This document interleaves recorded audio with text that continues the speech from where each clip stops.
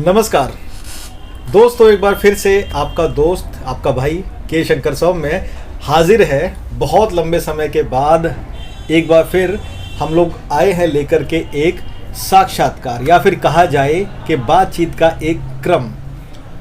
तो आज हमारे साथ एक साहित्यकार हैं, एक कवि हैं, लेखक हैं और जो कि बहुत दूर से आए हैं।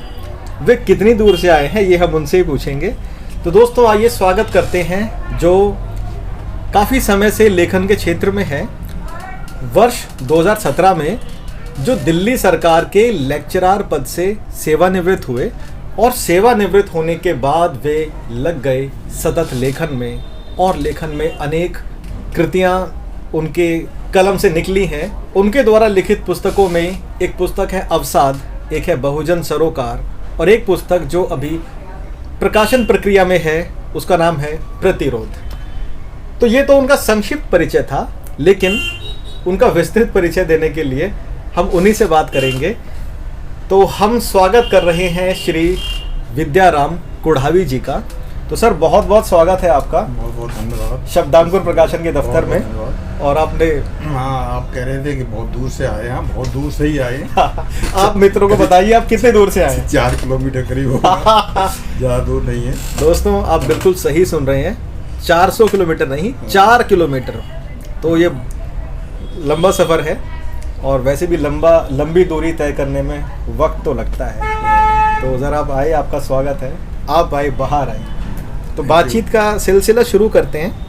बहुत सारे प्रश्न हैं हमारे, लेकिन पहला प्रश्न यही है कि जो कुछ बातें मैं आपके बारे में मैंने बताई है मित्रों को, वो तो एक संक्षिप्त बात। हाँ ठीक है। एक विस्तृत बात हम अगर देखते हैं तो हमारे नज़रिए से विद्याराम कुढ़ावी साहब जो है वो एक साहित्यकार हैं। वो विचारों में जा कर के बहुत सारी बातें चुन कर के लाते और शब्दों में पिरोते हैं। लेकिन आपके नज़रिए से विद्याराम कुढ़ावी साहब कौन है? आप अपने विषय में बताएं। मैं उस समय ईटा जिला था। ईटा जिला के पटियाली तहसील है। अच्छा अच्छा। तो वहाँ एक गांव है, वहाँ मेरा जन्म हुआ था जी। तो हमारे पिता जो थे एक मझोले कृषक थे। मझोले कृषक परिवार में जन्म हुआ था। अच्छा। हालांकि वो गांव के प्रतिष्ठित व्यक्ति थे। जी जी। फिर जब 14-15 साल का मैं था जी, 15 साल की उम्र में बदमाशों ने गोली मार दी थी पिताजी को। ओह अच्छा। तो इलाज चला था सरोजिनी नायडू मेडिकल कॉलेज। जी जी जी। खत्म हो गए। अरे उसी दौरान मैंने 10वीं किया था, 10वीं पास किया था। फिर मेरे बड़े भाई और मेरी माँ जी, उन्होंने संभाला, पढ़ाया लिखाया। तो उसके बाद मैं दिल्ली आ गया था जी। नौकरी दिल्ली में लग गई। तो यहाँ पर आकर के 1984 में जॉब में आया था एज ए टीचर जी। और 2017 में मेरा रिटायरमेंट हुआ था जी एज लेक्चरर। और 2 साल का एक्सटेंशन मिला था, तो 2019 में कंप्लीट रिटायरमेंट जी। हाँ, जहाँ तक लेखन का प्रश्न है तो मेरी रुचि लेखन में शुरू से ही थी। जब मैं पढ़ता था जब भी जी, तो वहाँ पर जब मैं पढ़ता था तो हिंदी के एक टीचर हुआ करते थे, वो प्रिंसिपल भी थे इंटर कॉलेज के जी। आत्म प्रकाश शुक्ल उनका नाम था। तो आत्म प्रकाश शुक्ल की कविताएं मुझे बहुत अच्छी लगती थी जी। तो कोशिश करता था मैं भी गाँव की तरह लिखूँ। मैं भी जो है तो कवि सम्मेलन में बड़ी सराही जाती थी। एक कविता मैं आपको बताना चाहूँगा, बड़ी पॉपुलर कविता थी। जी। चीन चीन देश का गुलाब ले गया, ताशकंद में वतन का लाल सो गया। वाह। हम सुलह की शक्ल ही संभालते रहे, जीतने के बाद बाजी हारते रहे। वाह। ये आत्मप्रकाश शुक्ला जी की कविता है जी। बड़ी अच्छी कविताएं लिखते थे, बिल्कुल समा बांध देते थे। इतनी अच्छी कविताएं उनकी हुआ लेकिन। तो शुरुआत तो मैंने जब यहाँ टीचर जब मैं बन गया जी, तब मैंने कुछ कविताएं लिखी थी। तो उसके बाद लेखन का कार्य था गद्य की तरफ मुड़ा। पद की तरफ जो है नहीं। हालांकि उस समय मेरी कविताएं भी थी, एक कवि सम्मेलन भी हुआ था, कवि सम्मेलन में भी भाग लिया था, जी। शिक्षकों का कवि सम्मेलन था, जी। किया था।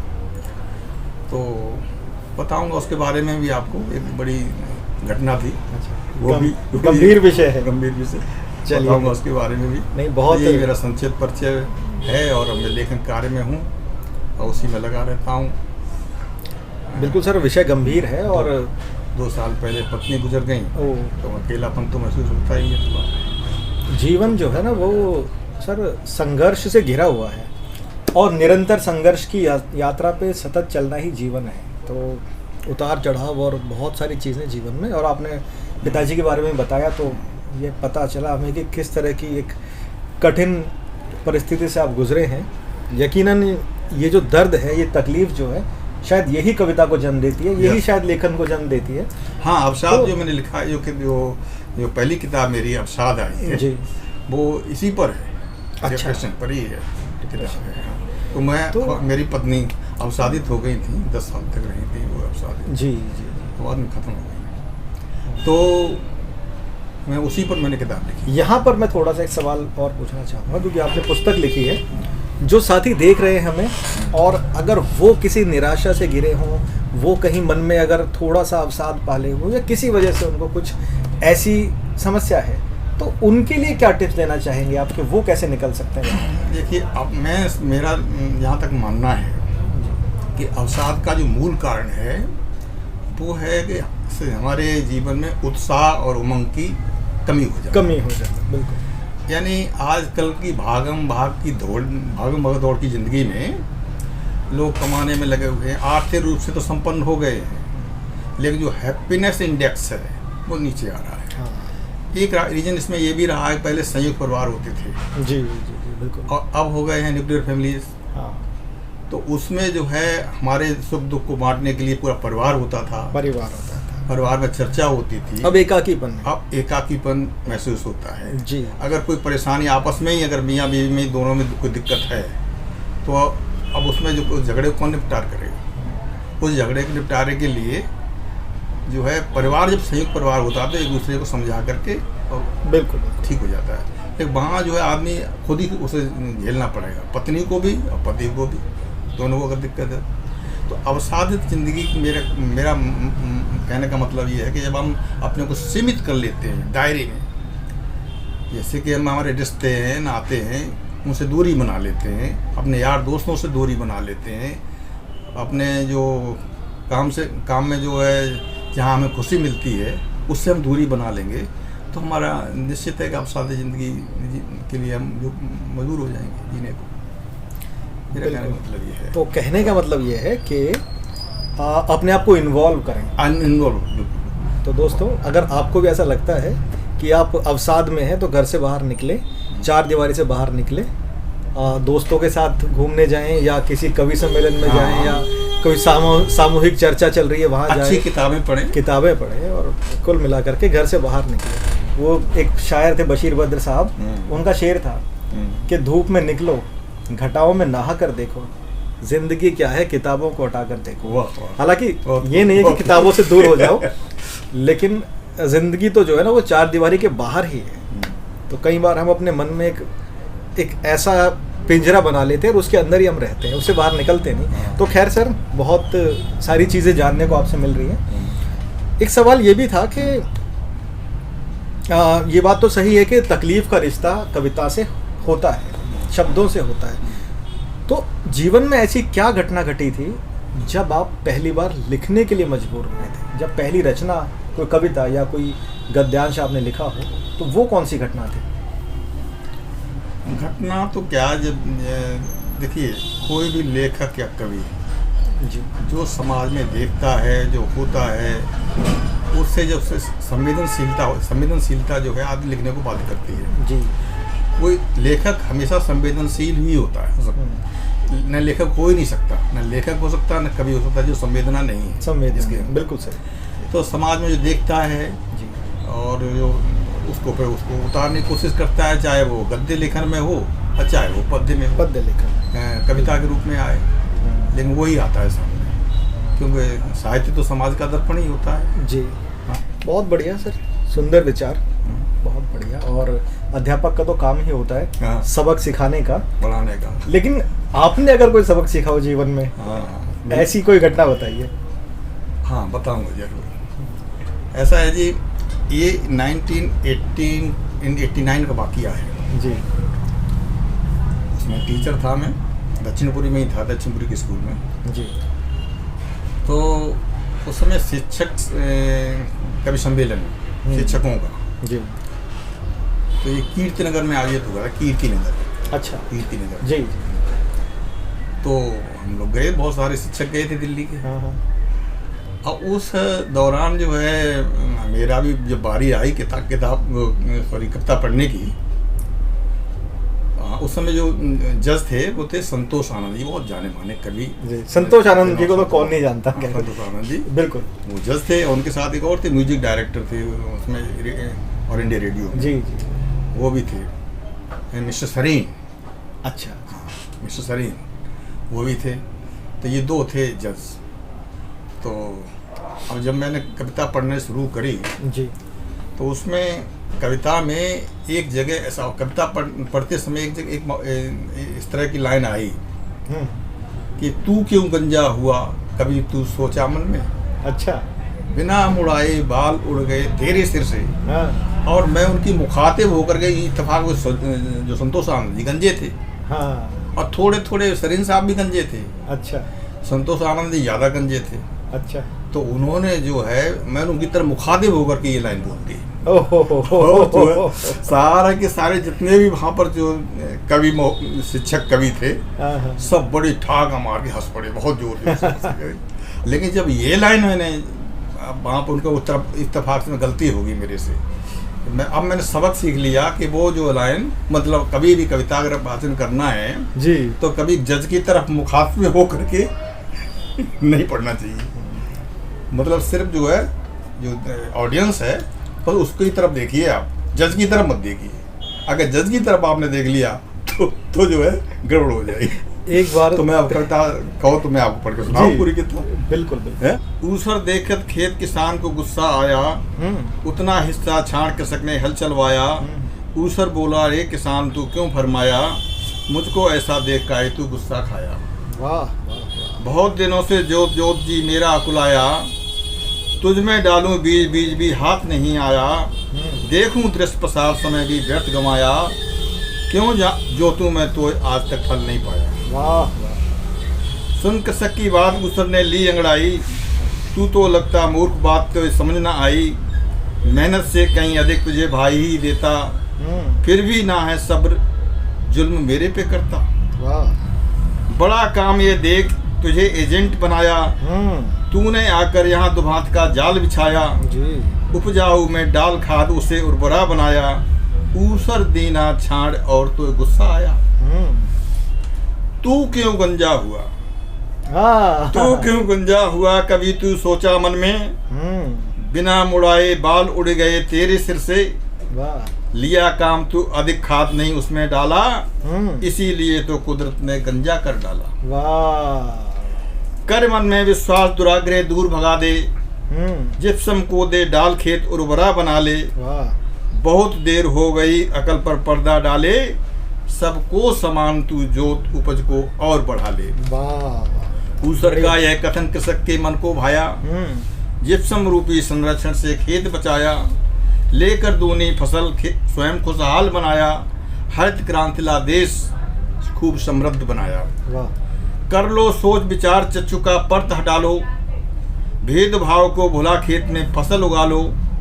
मानवता वो बीज विषमता को खो डालो, मानवता वो बीज विषमता को खो डालो। ऊसर होता देख खेत में जिप्सम डालो, ऊसर होता देख खेत में जिप्सम डालो। वाह, तो चलिए, खेत तो लहला उठा। लेकिन सर सीख एक और मैं भी शेयर करना चाहता हूँ। जैसे आपने बताया, तो एक मुशायरा था, और मुशायरे में एक साहब जो थे ना, वो उन्होंने गुटखा खा रखा था, और वो गुटखा खा के, और वो ठीक से बोल नहीं पा रहे थे, मतलब बोल रहे थे पर वो समझ नहीं आ रहा था कि क्या कह रहे हैं। अब उनका नंबर आया कविता सुनाने का, तो मंच पे 2-3 अतिथि बैठे हुए थे, तो उन्होंने कहा कि सर आपके सम्मान में सुना रहा हूँ। अब उन्होंने कहा भाई हमारे सम्मान में सुना रहे हो, भाई धन्यवाद, सुनाओ सुनाओ, स्वागत है। उन्होंने कहा मंच पे बेवकूफ बैठे हैं। उन्होंने कहा बेवकूफ बैठे हैं, ये क्या कह रहे हो? अरे साहब बेवकूफ बैठे हैं। कई बार उसने कहा, सबने कहा ये क्या कह रहे हो, बेवकूफ बैठे हैं। फिर उसने अपने आप को ठीक किया, कहा अरे सर देवदूत बैठे हैं। बड़ा मजेदार बात है। कई बार वो कहना क्या चाहते हैं और हो क्या जाता है, तो ये बहुत सारी सीख है। कभी सम्मेलन गुटखा खा रखा तो इसलिए मुंह बंद कहाँ बोल पाएंगे जी। तो खैर ये एक अच्छा बातचीत चल रही है जिसमें बहुत सारा हास्य भी है, बहुत सारी प्रेरणा भी है और बहुत सारे विचारणीय प्रश्न भी है। एक और प्रश्न है इसी क्रम में, और वो ये कि क्योंकि जो एक लेखक है उसका साहित्य जो है वो समाज का आईना है, तो आप यदि समाज में कुछ बदलना चाहें तो आप क्या वो चीज़ बदलेंगे? देखिए, भारत में जो सबसे बड़ी समस्या है वो मैं समझता हूँ दो समस्या है जी। एक समस्या तो ये है कि सौहार्द की कमी जी यानी सांप्रदायिकता। ये बहुत बड़ा, ये सांप्रदायिकता इतना बड़ा जहर है हमारे देश में कि इससे जो है हमारे यहाँ सौहार्द जो है बिगड़ रहा है जी सर। आपसी सौहार्द जो है बिगड़ रहा है। और दूसरा एक है जातिवाद, कास्टिज्म। तो ये जो है लोगों के नस नस में भरा हुआ है, चाहे वो किसी भी जाति का व्यक्ति है, कोई भी, चाहे बच्चों समाज का है, चाहे बसोसी समाज का है, तुगलक समाज का, किसी का भी, लेकिन जातिवाद, कास्टिज्म जो है भरा हुआ है लोगों के दिमाग में। वो नहीं जाता है, चाहे वो विदेश में पढ़ करके आए, चाहे अपने देश में पढ़े, उच्च शिक्षा हासिल कर ले जी, उसके बावजूद भी उसके दिमाग से ये चीज़ नहीं निकलती है। तो ये चीज़ जो है सबसे बड़ी दो समस्याएं सबसे बड़ी देश में है। अगर ये दोनों का खात्मा हो जाए तो मैं समझता हूँ हमारा देश बहुत अच्छा है, स्वर्ग हो जाए, बहुत अच्छा हो जाए, देश बहुत अच्छा हो जाए। तो बहुत सारी बातचीत आपसे हुई और बहुत कुछ सीखने को मिला, और क्योंकि आप लेखक के रूप में निरंतर बहुत सारा काम कर रहे हैं और भविष्य में भी करते रहेंगे। 3 पुस्तकें आपकी आ चुकी हैं, और हमारा आखिरी सवाल कि भविष्य की क्या योजनाएं हैं और आप क्या चाहते हैं जीवन में और क्या करना चाहते हैं? भविष्य में बस लेखन कार्य जो है इसी को मैं आगे बढ़ाएंगे जी, और भी लिखेंगे जी। हाँ, असल में बात ये है कि जब सराहना मिलेगी तो आदमी काम करता है। बिल्कुल सही बात। जैसे मैंने ये जो शुरू किया था, लिखना शुरू किया था, गद्य लेखन शुरू किया था जी, तो पहले मैं इंग्लिश में लिखता था आर्टिकल्स फेसबुक पर। अच्छा। तो लोगों ने कहा कि सर बहुत कम लोग पढ़े लिखे इंग्लिश में, बहुत कम लोग समझ पाते हैं, तो लाइक्स वगैरह कमेंट्स वगैरह भी कम ही आते थे। तो फिर लोगों ने कहा कि आप उस पर हिंदी में लिखिए, और हिंदी में लोगों को इतना अच्छा लगा, बहुत पसंद आया। मेरे कई आर्टिकल्स, बहुत सारे आर्टिकल्स मैंने लिखे जी, और लोगों ने फिर कहा कि अब आप जो है पुस्तक लिखिए। जी।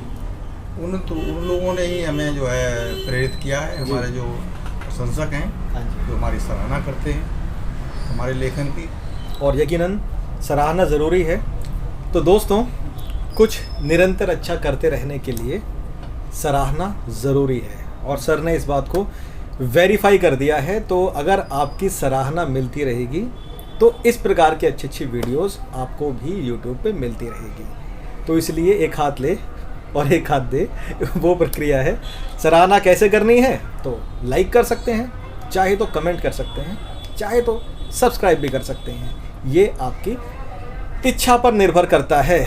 तो आज की बातचीत आपको कैसी लगी है? क्या और कोई सवाल मुझे पूछने चाहिए थे? अगर कोई सवाल रह गया है और आप पूछना चाहते हैं तो कमेंट के माध्यम से लिख करके हम तक पहुंचा दीजिएगा, और फिर मिलेंगे अगली बार किसी और वीडियो में।